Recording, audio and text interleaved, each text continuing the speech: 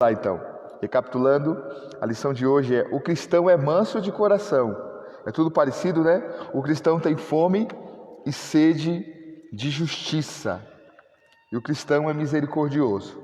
Então essas três lições nós vamos tratar hoje aqui. Vamos trazer alguns exemplos. Vamos falar com você sobre este tema hoje, dentro desta lição central, que é uma questão de identidade. O cristão é manso de coração, o cristão tem fome e sede de justiça, e o cristão é misericordioso. Então esses três assuntos nós vamos tratar aqui. Então Evangelho de Mateus 5, versículo 5, tá? Então esse é o texto que nós vamos ler aqui. Bem-aventurados os mansos, porque herdarão a terra. Bem-aventurados os mansos, porque herdarão a terra. No contexto em que nós vivemos, não é fácil ser manso, não é fácil levar, né? Eu vou falar sobre isso aqui, desaforo para casa. Essa questão bíblica, dá vontade de rasgar, não dá? Às vezes você tem vontade de rasgar essa parte bíblica, de dar a outra face. Não é fácil dar a outra face. Mas o cristão tem que ser manso. O cristão tem que ser manso de coração. O servo de Jesus não permitirá que seu espírito seja envenenado com o veneno do rancor. Porque, irmãos, entenda uma coisa: ser manso não é tão difícil assim. Nós só precisamos tomar uma decisão. E que decisão é essa? A decisão do perdão. Porque muitas vezes nós não conseguimos ser manso porque nós não conseguimos perdoar. E perdoar quem? O quê? Quem nos ofendeu. A atitude que tomaram contra nós, que nos deixou muito triste. Talvez você confiou em alguém e você foi decepcionado. Talvez ao longo da tua caminhada você tenha vivido situações que têm contribuído para a sua amargura, tem tornado você uma pessoa amarga, né? Eu preguei aqui no sábado sobre casamento raiz de amor ou raiz de amargura. O texto de Hebreus fala justamente sobre isso, né? Nós não podemos deixar que nenhuma raiz de amargura aumente, nos perturbe e contamine os outros. Então a amargura, ela nos impede de ser manso. Porque quando você é uma pessoa amargurada, você é uma pessoa que não muito nervosa, você se torna uma pessoa nervosa, uma pessoa irada, você tem sede de vingança, você não se cansa de querer o mal da pessoa que te ofendeu, da pessoa que te machucou. E essa ira, essa cólera, essa amargura, ela te impede de ser manso. E nós não podemos permitir que o veneno do rancor tire de nós essa mansidão do Espírito Santo. Porque a mansidão também é uma característica do fruto do Espírito. Um dia eu vou ministrar sobre o fruto do Espírito aqui na sua íntegra. Mas ser manso é o fruto do Espírito. Porque existem duas coisas nesse texto de Gálatas, que fala das obras da carne e do fruto do Espírito. E a mansidão, ela faz parte do fruto do Espírito. E o fruto do Espírito, ele começa dizendo assim: e o fruto do Espírito é amor. Então, a base do fruto do Espírito é amar. E quando você tem rancor, quando você tem raiva de alguém que te machucou, você não consegue amar. E essa amargura que você tem de alguém, ela reflete em todas as pessoas, porque ela é como uma doença contagiosa. Onde você passa, ela vai contagiando quem está por perto, sem você perceber isso. Ah, mas eu amo fulano, mas você trata ela mal. Você fala que ama, mas você trata mal. Por quê? Porque você reflete na pessoa que você ama o rancor ou a ira que você tem de outra pessoa, de outra situação que aconteceu, que te feriu, que te machucou, que te travou e que não permite você crescer. Então, dentro dessa colocação, nós precisamos nos livrar. O servo de Jesus não permitirá que seu espírito seja envenenado com o veneno do rancor. Crentes há que afirmam com certa arrogância que não levam desaforo para casa. Se bater na minha face, eu revido. Passam longe do modelo que procuramos imitar. Jesus, o autor e consumador da nossa fé. Então Jesus é o autor e consumador. Olhando para Jesus, Hebreus 12, 2. Autor e consumador da fé, o qual pelo gozo que lhe está proposto, suportou a cruz, desprezando a afronta e assentou-se à destra do trono de Deus. Então, nós temos o maior exemplo que é Jesus, né? Então, nós temos que olhar para Jesus, que é o autor e consumador da nossa fé. E Ele, como autor e consumador da nossa fé, Ele é o nosso modelo. E Ele, sendo modelo para nós, Ele suportou a cruz, Ele suportou as agrulhas, Ele suportou os ataques, os levantes que tiveram contra eles, as chicotadas, as cuspidas, as humilhações. Ele suportou tudo por nós, tudo por mim e por você.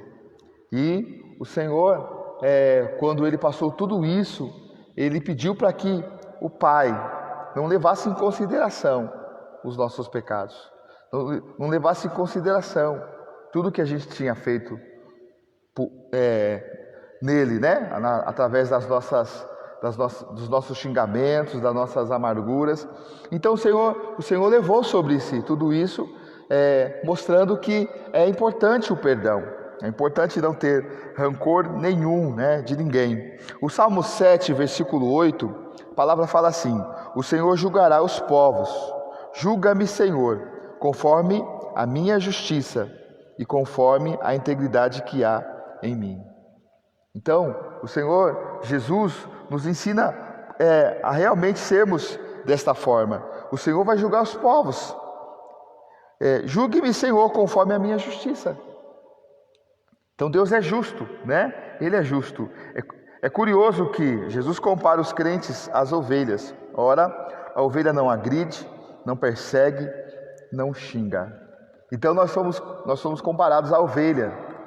E a ovelha, quando ela é levada para o matadouro e ela está sendo morta, você percebe as lágrimas descendo aos seus olhos, mas ela não grita, ela não revida, ela é morta ali, ela é machucada ali e sem reclamar,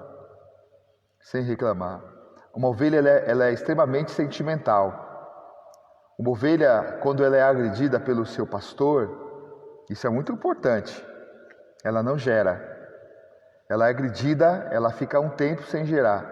E se essa agressão ela perpetua, ela se torna estéril. Uma ovelha agredida, uma ovelha machucada, ela não consegue gerar frutos, não consegue gerar as suas ovelhinhas. Então, a gente percebe que o pastor não tem que ferir a ovelha, o pastor tem que cuidar dela.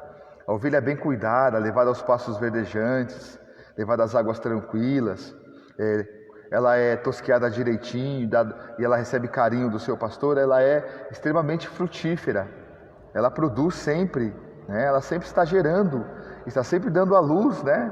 aos seus filhotes, né? Parindo os seus filhotes. Então é importante nós entendermos isso. Somos comparados à ovelha, e a ovelha ela não reclama, ela só deixa de gerar, ela só deixa de produzir fruto quando ela é machucada. Mas ela não fica reclamando. Quando você vê muita reclamação, porque não é ovelha, é bode. Leva o bode para o matador para você ver o escândalo que ele faz, né? Olha o escândalo que ele faz. Parece um bode sendo levado, né? Tem pessoas que são igual ao bode. Só sabe reclamar, só sabe murmurar, só sabe questionar. Mas aquele que não é bode, aquele que é ovelha, ele não tem rancor, não tem mágoa. Ele é manso de coração. Ele tem mansidão. Ser manso é a não reivindicação dos seus direitos quando levados para a lei do talião, que é a lei da retaliação. Que lei que era essa? Olho por olho, dente por dente.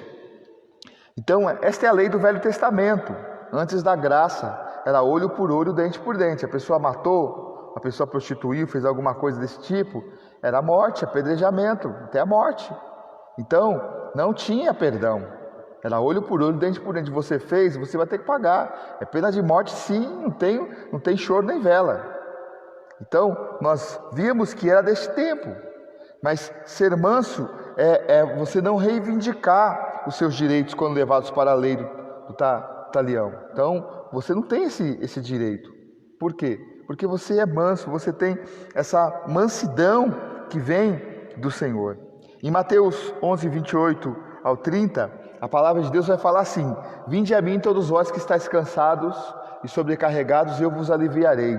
Tomai sobre vós o meu jugo e aprendei de mim, que sou manso, humilde de coração, e encontrarei descanso para as vossas almas, porque o meu jugo é suave e o meu fardo é leve. Então o Senhor é manso e humilde de coração. Então o Senhor demonstra essa humildade, essa mansidão. E Ele diz que quando a gente abre mão do nosso jugo, um jugo pesado que a gente adquiriu por causa do pecado, e a gente abre mão deste jugo. E como se abre mão deste jugo? Abrindo mão do livre-arbítrio. O que é o livre-arbítrio? Sempre falo aqui, é você ser dono do seu nariz. Livre-arbítrio é você fazer o que você quer, sem limitações, sem regras. Então você faz o que você quer, você tem direito de fazer o que você quer. Mas quando você decide aceitar este Cristo e viver debaixo deste jugo que é suave, que é manso, você precisa estar disposto a abrir mão do seu ego, abrir mão da sua vontade, abrir mão dos teus sonhos, entregar a tua vida por inteiro a Jesus e confiar nos planos dele, sem querer dar uma ajudinha, mas entregar ao Senhor e confiar que o que Ele vai fazer é perfeito, é o melhor, porque Ele sempre faz o melhor para os seus filhos que confiam nele e que entregam de fato a sua vida a Ele. Então, será que é possível ser manso em tempos egoístas? Egoísta? Será que é fácil? Será que é possível? Será que é possível ser manso nesse tempo de tanto egoísmo? Sim, é possível. E como que é possível, pastor André? Quando nós entregamos a nossa vida ao Senhor. E o Senhor Jesus nos mostra o modelo dessa entrega. Quando Ele chamou os seus discípulos, Ele disse: se alguém quer vir após mim, deve negar-se a si mesmo, tomar a sua cruz e seguir. Então, nós precisamos abrir mão, negar a nós mesmos, negar a nossa vontade, negar o nosso eu, o nosso querer. E eu quero colocar nesta manhã, esta palavra para o teu coração, que nós precisamos de verdade abrir mão, renunciar à nossa carne, renunciar ao nosso ego, renunciar às nossas vontades, para que o nome do Senhor seja glorificado. É tempo de a igreja do Senhor realmente se colocar aos pés da cruz e reconhecer que o sacrifício de Jesus Cristo por nós foi suficiente para que nós pudéssemos ser livres. Mas nós temos que entregar esta nossa tal liberdade a Deus e reconhecer que Ele é Senhor das nossas vidas. Porque hoje nós não somos mais escravos, somos filhos. E como filhos, temos direito, temos um pai. E nós precisamos amar e respeitar a autoridade deste pai sobre nós. Como o nosso próprio pai. Quantos pais aí que são corretos, A gente fala, alguns falam que meu pai é muito rígido. Não, seu pai é correto. Ele fala que tem horário, que se eu chegar depois das 11 o portão vai estar fechado, que não sei para que tudo isso. Não, ele está certo. Isso é regra. E quando você trabalha debaixo desta regra, há uma promessa nisso. Honra teu pai e tua mãe, para que te vá bem e prolongue seus dias sobre a terra. E no Senhor, quando nós entendemos isso, nosso Pai Celestial, e nós obedecemos a sua palavra, nós honramos os teus princípios, nós atraímos a bênção de Deus também sobre as nossas vidas, sobre a nossa história. Então o cristão, ele é manso de coração, ele não se ira facilmente, ele não deixa o sol se pôr sobre a vossa ira, e ele também não dá lugar ao diabo, porque a Bíblia é clara sobre isso: ireis, mas não pequeis. O que é isso? A tua ira tem que durar somente um dia. Aconteceu alguma coisa, você se irou com alguém, hoje mesmo perdoe, não deixe para amanhã. Porque quando a Bíblia fala não se deixe o sol se pôr sobre a vossa ira, nem deis lugar ao diabo, é porque quando você deixa que essa ira passe mais que um dia, o diabo já tem legalidade. Porque durante um dia só, ele não tem legalidade ainda, porque é o tempo que você tem para perdoar. É o tempo que você tem para não deixar que esta raiz de amargura brote no seu coração. Então o que você precisa fazer durante o dia? Fique irado mesmo, fique nervoso mesmo. Não, ela não pisou na bola comigo. Fique nervoso, não fale palavrão, não peque. Fique nervoso, fique irado mesmo com ela. Mas antes de acabar o dia, respire fundo e perdoe. Não deixe o sol se pôr sobre a vossa ira. Não durma com o adversário. Porque quando você permite que esta ira passe de um dia para o outro, durante a noite Satanás tem a legalidade de trabalhar esta ira que você tem, e ele vai intensificar, ele vai ampliar esta ira, fazendo com que esta ira se torne rancor, se torne amargura e brote, e essa amargura trave você, cegue você e impeça você de ser uma pessoa feliz, porque você se torna uma pessoa amarga, uma pessoa prepotente, muitas vezes. Então é importante que nós sejamos mansos. E que nível de mansidão é esse? Ao ponto de perdoar, ao ponto de aceitar as pessoas. Eu estava dizendo aqui no sábado sobre casamento, que às vezes quando você discute com seu cônjuge, e você está na razão, você já levanta já com tudo, já estufa o peito e já começa a gritar porque você tem razão. O humilde, muitas vezes, ele não trabalha na sua razão. O humilde, muitas vezes, o manso, muitas vezes, ele abre mão, né? Ele abre mão. E como diz aqui a frase que eu li, ser manso é a não reivindicação dos seus direitos quando levado para a lei do talião. Ou seja, a pessoa mansa, ela não reivindica os seus direitos. Ela sabe como trabalhar. Ela é uma pessoa mansa. Ela é uma pessoa calma. Eu lembro uma vez que o apóstolo René estava contando um testemunho que ele estava ali acho que foi no aeroporto de Campinas, acho que foi no aeroporto de Campinas. Ele estava para ir dali para Manaus, e os voos tinham sido cancelados. E as pessoas começaram a gritar, começaram a reclamar, começaram a xingar porque tinham compromisso, outros tinham comprado, um comprou até peixe fresco e o peixe ia estragar, e aquela coisa toda, aquela discussão. Ele estava sentado ali esperando na recepção, e ele viu aquele povo gritando e tal, e aí a recepcionista viu aquela confusão e viu ele lá sentado e foi até ele e falou assim: escuta, senhor, o senhor vai embarcar nesse voo? Eu falei assim: vou. Mas por que o senhor não está como esse povo? Eu falei assim: por quê? Vai adiantar o quê? Se o voo foi cancelado, foi cancelado. Então o que me resta hoje é esperar, né?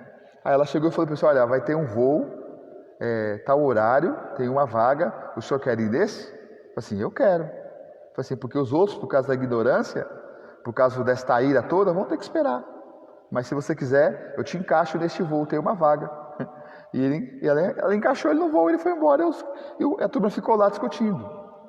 Então a ira muitas vezes faz você perder muitas coisas. Eu costumo dizer que quando você tem razão e você briga por causa da sua razão, por causa desta briga você perde a razão. Porque às vezes a gente, não, eu estou certo, eu vou para cima, agora eu quero ver. Não, irmão, calma, seja manso, não reivindique os seus direitos. Entregue-os ao Senhor. Confie que Ele cuida de você em todas as situações. O cristão tem fome e sede de justiça. Capítulo 5, versículo 6. Bem-aventurados os que têm fome e sede de justiça, porque serão fartos. Então o Senhor vai fartar, né? Ou seja, vai te alimentar. Você vai sempre estar alimentado. Então o cristão tem fome e sede de justiça. Então esta fome, esta sede, ela é insaciável. Todos os dias a gente acorda com esta fome de justiça, com esta fome e com esta sede de justiça. Esta qualidade do caráter do crente não quer dizer que ele fará justiça com as próprias mãos, por ter fome e sede de justiça. É apenas outra forma de dizer que ele tem fome de Deus, que sua alma anseia pelas correntes de água viva e eterna. Salmo 42, verso 1 e verso 2. Então, o salmista falava: minha alma tem fome do Deus Altíssimo. Então, essa fome, esta sede, o cristão precisa ter. Quando fala fome de justiça, fome e sede de justiça, está relacionado a gente ter fome e sede de Deus, da presença de Deus. Tem que ser uma fome e uma sede insaciável. Todos os dias a gente tem que acordar e ter a sede do Senhor. Talvez você teve a experiência de quebrar o teu celular e você não ter dinheiro para comprar outro. E você ficar um dia apenas sem celular e parecer que aquele dia foi um ano. Meu Deus do céu, estou sem celular, como é que eu vejo minhas mensagens e tal? E você ficar irado por ter ficado um dia apenas sem celular, um dia sem internet. Talvez caiu lá o teu Wi-Fi, você ficou sem internet um dia e você ficou irado. Como é que eu vou assistir minha série? Como é que não sei o quê? Você já teve essa sensação quando parece que Deus não está presente? Davi, quando ele pecou, pecado de prostituição, o pecado de adultério e o pecado de homicídio, e quando o seu pecado foi revelado e ele teve um arrependimento, ele escreve o Salmo 51, mostrando a necessidade que ele tinha da presença de Deus. E ele falava: Senhor, não me retire a tua presença, não retire de mim o teu Santo Espírito. Então ele entendia que ele precisava da presença de Deus. Senhor, eu não sei viver sem tua presença. O que vai ser de mim sem a tua presença? Quando Moisés foi aconselhado por Deus a ir para a guerra com o teu povo, porque Deus garantiu que ia dar vitória, mas Deus disse para Moisés: vai, mas esse povo é de dura serviço, eu não vou com este povo, eu não estarei com este povo, mas eu te garanto que você vai vencer. E Moisés disse para Deus: se o Senhor não for, eu também não irei. Mesmo Deus garantindo que a vitória era certa. Se o Senhor não for, eu também não irei. E Deus, então, tá bom, Moisés, então eu vou com você, meu filho. Então, nós temos que ter esta sede, temos que ter esta fome da presença de Deus. E às vezes nós estamos tão preocupados, nós estamos tão afoitos diante do que nós estamos passando, que nós não paramos para entender a importância disso, de termos sede de Deus, de termos fome da presença do Senhor. Lloyd Jones lembra que, com todas as outras bem-aventuranças, essa é uma qualidade permanente. Fome e sede não são sensações passageiras. Diz ele: de fato, assim como alimentos diariamente o nosso corpo, assim como alimentamos diariamente o nosso corpo, devemos ainda mais alimentar a nossa alma. Então nós precisamos diariamente saciar a nossa alma, saciar o nosso espírito, o nosso corpo espiritual com a presença de Deus. Precisamos ler diariamente a palavra do Senhor. Talvez eu estou falando com você aqui e você não se lembra qual foi a última vez que você fez um estudo da palavra. Talvez você nunca tenha feito um estudo da palavra.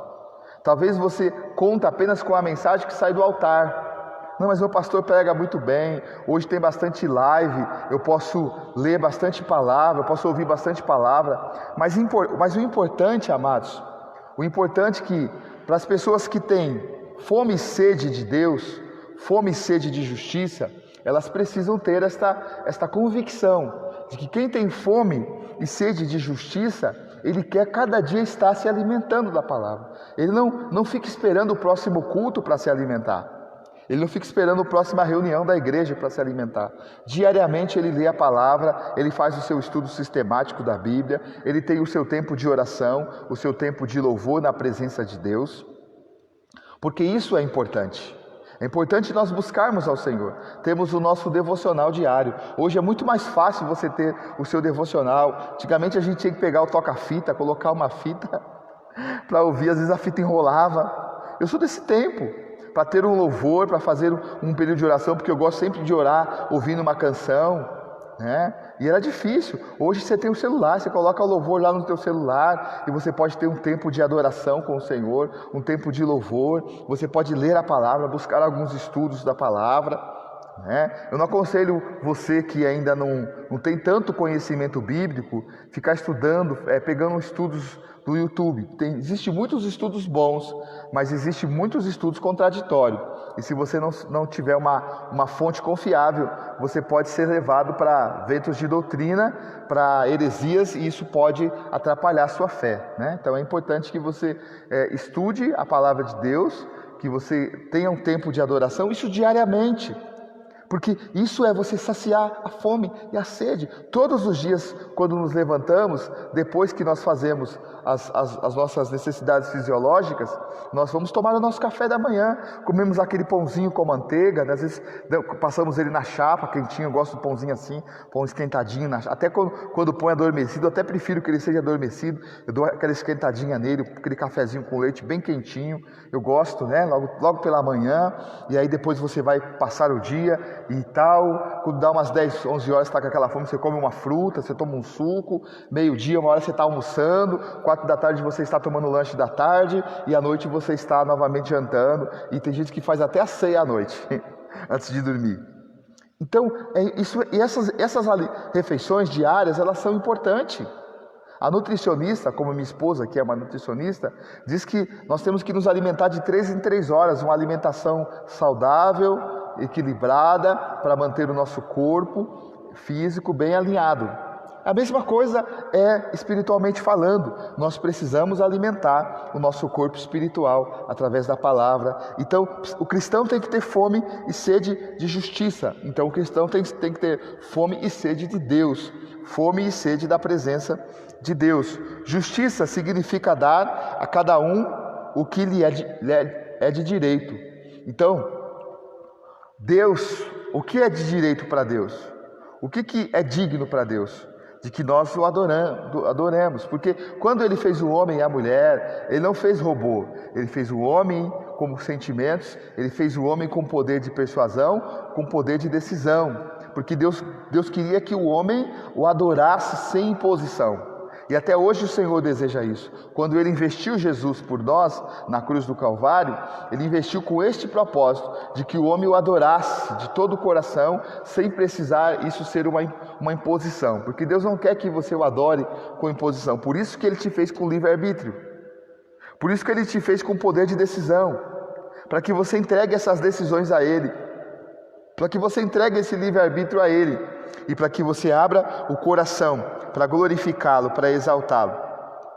A Bíblia nos ensina que Deus é justo juiz, portanto dará a cada um segundo as suas obras. O texto nos desafia a ter sede dessa justiça ou desse juízo divino. Então nós precisamos ter esta sede, porque a palavra nos ensina justamente isso, que Deus é justo juiz. A palavra de Deus fala que nascerá o sol da justiça, trazendo salvação sobre os teus ombros. Então Jesus é considerado como o sol da justiça, aquele que veio fazer justiça, que veio trazer juízo sobre o seu povo. Palavra do Senhor em Atos capítulo 16, versículo 8, a palavra do Senhor fala que quando Ele vier, convencerá o homem do pecado, do juízo e da justiça.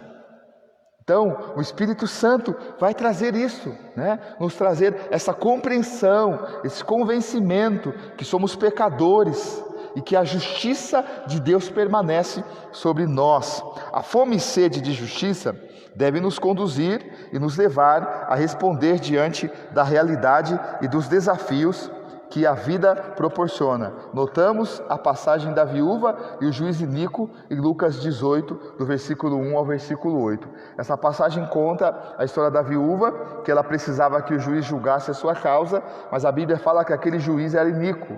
Ele não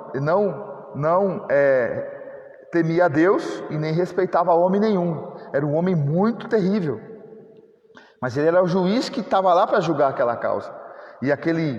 E aquela mulher ia até lá para ele julgar a sua causa. E ele falou assim: não vou julgar a sua causa. E ele se negava diversas vezes em julgar a causa daquela mulher. Mas aquela mulher insistiu tanto que aquele juiz, por causa da insistência daquela mulher, não porque ele respeitava os homens, não porque ele respeitava a Deus, não, mas porque aquela mulher insistiu. Aquele homem então, ele julgou a sua causa. Então, nós notamos que essa passagem, ela nos fala justamente isso. Que mesmo que se você está diante de uma injustiça, porque nós estamos, um mundo injusto, Um mundo corrupto, em que os políticos não amam ninguém, só amam o seu próprio bolso, nem sua própria família. Se eles tiverem que vender a sua família para conquistar riquezas, eles vendem tranquilamente. Então nós estamos vivendo num mundo de injustiça, num mundo terrível em que as pessoas matam por nada, matam por R$5. Então a gente vê vivemos num país injusto, de pessoas injustas. Mas nós temos um Deus, e o Senhor fala que quando nós clamarmos o Senhor vai responder, porque se aquele juiz respondeu àquela mulher, quanto mais o nosso Deus, que é o sol da justiça, Ele vai responder a tua oração e vai conceder a você a bênção que você precisa. Em último lugar, o cristão é misericordioso. Mateus 5, versículo 7, bem-aventurados os misericordiosos, porque alcançarão misericórdia. Não sei se eu disse aqui, mas a tradução de bem-aventurados é muito mais que feliz. Então, é uma ampliação da felicidade. O bem-aventurado, ele é muito mais que feliz. Não dá para falar, como ele é feliz. Não, ele é muito mais que feliz. Porque ele tem paz, ele tem presença de Deus. Ele é manso, ele é humilde. Ele tem a graça de Deus sobre a tua vida. Podemos falar que misericórdia é a compaixão suscitada pela miséria alheia. Então, misericórdia é você se colocar no lugar da miséria de alguém.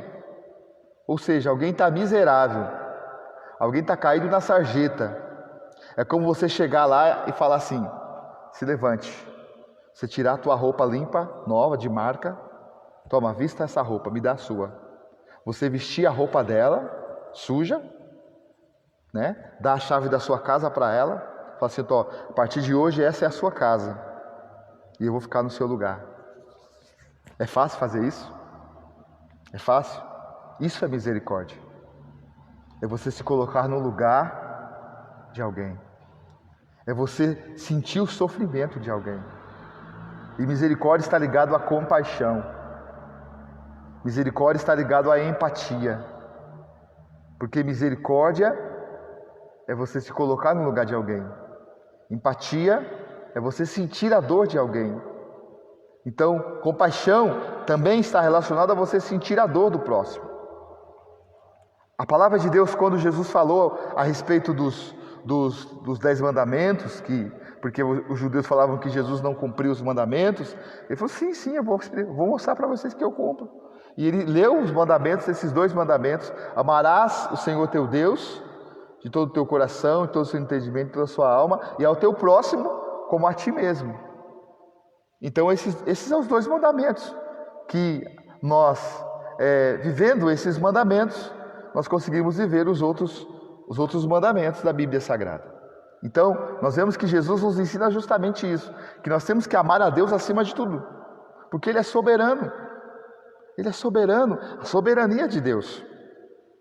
E nós temos que amar o nosso próximo como nós mesmos, ou seja, nos colocar no lugar de alguém que sofre. Então, misericórdia é se colocar, é a compaixão suscitada pela miséria alheia. Então, você sentir compaixão de alguém.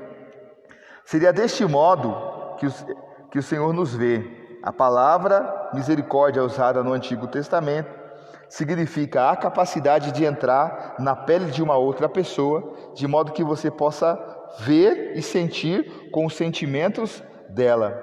Então isso é misericórdia. É você entrar na pele de alguém e você sentir a dor dela, a necessidade dela, a luta que ela está passando. E aí você consegue compreender o que a pessoa passa e você consegue sentir o que ela sente. E isso também quando ela está bem. Quando ela conquista algo excelente, você se alegra com ela, porque a palavra nos dá esse conselho, que nós temos que chorar com os que choram, nós temos que nos alegrar com os que se alegram, porque nós temos que sentir, estar na pele de quem está bem, está conquistando, está avançando, e nós também temos que estar na pele de quem está para baixo, está caído, está sofrendo.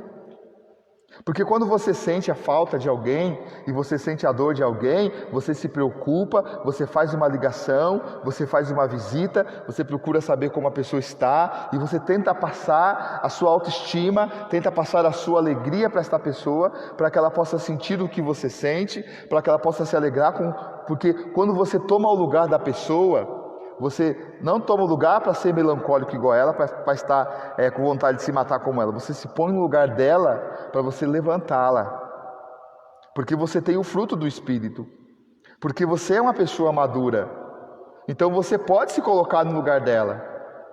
Para que você sinta a dor dela e você consiga superar esta dor e passando também esta mesma superação para a pessoa que você está cuidando, porque você está discipulando alguém, está cuidando de alguém, e você precisa sentir a dor da pessoa, e você precisa sugar aquela dor para você, e passar a tua paz, passar a tua autoestima, passar a sua fé, passar a sua alegria, para que esta pessoa receba essa misericórdia que você tem, e ela cresça na graça e no conhecimento do Senhor. É experimentar ou até mesmo sofrer com o outro. Poderíamos até dizer que seria a tendência para sentir o que o outro sente, caso estivesse na situação e circunstâncias experimentadas pela pessoa sofrida. Então, é dessa forma, nós experimentarmos ou até mesmo sofrer com o outro. Então, é dessa forma que nós temos que nos colocar na condição que o nosso irmão está passando e crer nas promessas do Senhor sobre a vida dele. Em sua pregação, Jesus ilustrou essa qualidade, o exemplo do bom samaritano. Em Lucas 10, do 30 ao 37, Jesus conta a parábola do bom samaritano, que aquele homem estava... Vamos ler o texto? Vamos ler o texto? Que aí eu não preciso ficar explicando muito, né? Lucas 10, vamos lá, 37.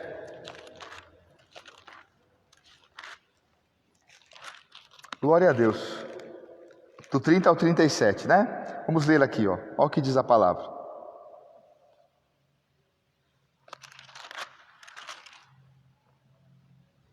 Jesus prosseguiu dizendo: certo homem descia de Jerusalém para Jericó, e veio cair em mãos de salteadores, os quais, depois de tudo lhe roubarem e lhe causarem muitos ferimentos, retiraram-se, deixando-o semi-morto. Casualmente, descia um sacerdote por aquele mesmo caminho, e vendo-o, passou de largo. Semelhantemente, um levita descia por aquele lugar, e vendo-o também passou de largo. E certo samaritano, que seguia o seu caminho, passou-lhe perto, e vendo-o, compadeceu-se dele.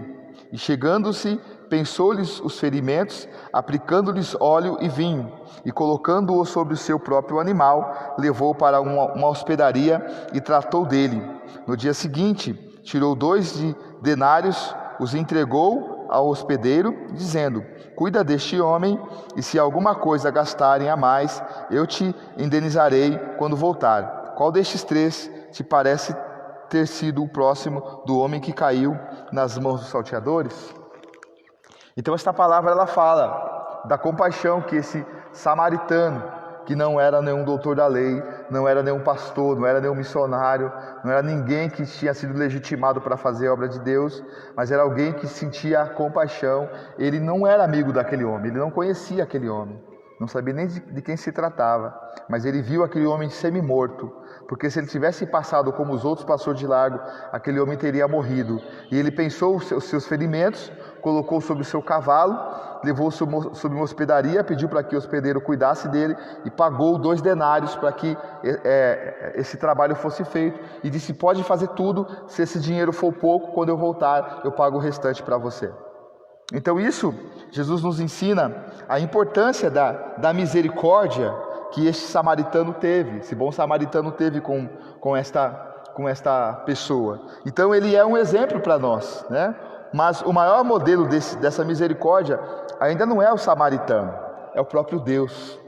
Em Lucas 6,36, a palavra fala assim: sede misericordiosos, como também vosso Pai é misericordioso. Então, o nosso Pai Celestial ele é tão misericordioso que Ele não hesitou em enviar Jesus Cristo para morrer por nós, para perdão dos nossos pecados. Então, se Deus teve a capacidade de entregar o seu próprio Filho por nós não podemos fazer isso pelos nossos irmãos? De doar as nossas vidas, de ajudar as pessoas que precisam? E isso é importante. Em Lamentações, nós temos na palavra o exemplo claro sobre este assunto de misericórdia. Está em Lamentações 3, 22 e 23, que fala assim: as misericórdias do Senhor são a causa de não sermos consumidos, porque as suas misericórdias não têm fim, renovam a cada manhã, grande é a tua fidelidade. As misericórdias do Senhor não têm fim. As misericórdias do Senhor são eternas. Elas não têm fim. Elas renovam a cada manhã. Que você fique com esta palavra. Que você tenha o selo desta identidade cristã. Porque a identidade cristã, ela precisa ser uma identidade bíblica. E uma das características, foi que nós falamos hoje, de quem tem uma identidade cristã, é ter um coração manso, é ter fome e sede de justiça, e é ser misericordioso para com as pessoas que precisam. Amém? Que o Senhor continue falando no seu coração.